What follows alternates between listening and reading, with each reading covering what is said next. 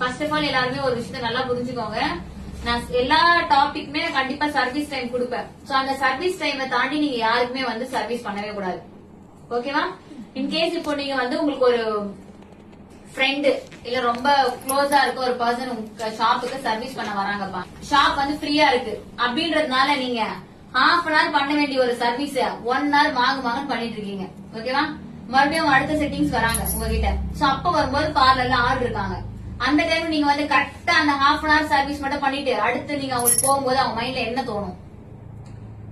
என்ன தோணும்? டைம் கம்மி பண்ணிட்டாங்க, ஒழுங்கா பண்ணல, நிறைய பேர் ஆளுங்க இருக்கத்தால. குட். சோ ஒழுங்கா பண்ணல அப்படின்ற ஒரு விஷயம் மைண்ட்ல பதியுது இல்லையா? சோ அப்ப நம்ம என்ன பண்ணணும்? ஒழுங்கா டைமிங், அவங்க எவ்வளவு க்ளோஸான பர்சனாவே இருந்தாலும் சோ டைம், அந்த சர்வீஸ்க்கான டைம் ஒழுங்கா பண்ணிட்டு அதுக்கப்புறம் நீங்க உட்காந்து கதை பேசுங்களேன், வேணானே சொல்ல. ஓகேவா? சர்வீஸ் பண்ணும்போது தேவையில்லாம டைம் ஓட்டாதீங்கன்னு நான் சொல்றேன். ஓகே? சோ இப்போ நீங்க நல்லா தான் பண்ணிருப்பீங்க, பட் அப்பவும் நீங்க நல்லா தான் பண்ணிருப்பீங்க, இப்போ நீங்க நல்லா தான் பண்ணிருப்பீங்க. பட் அவங்க மைண்ட்ல எப்படி ரெஜிஸ்டர் ஆயிடுச்சு, அந்த பொண்ணுக்கு ஷாப்ல ஆள் வராதப்ப நம்ம நல்லா தான் பாத்துக்குச்சு, ஷாப்ல ஆள் வர பிஸி ஆக ஆரம்பிச்சிச்சு, நான் உடனே இப்ப சர்வீஸ் டைம் குறைச்சிருச்சு, நமக்கு சரியாவே பண்ணல. இப்ப அந்த மைண்ட் செட் அவங்க வெளில பண்ணா நம்ம என்ன சொல்லுவாங்க? அவங்க அது முன்னாடி மாதிரி இப்ப கிடையாதுப்பா அப்படி சொல்லுவாங்க. அது முன்னாடி மாதிரி இப்ப கிடையாதுப்பா, கொஞ்சம் கூட்டம் கூடின உடனே அது வேற மாதிரி மாறிடுச்சுப்பா அப்படிதானே சொல்லுவாங்க.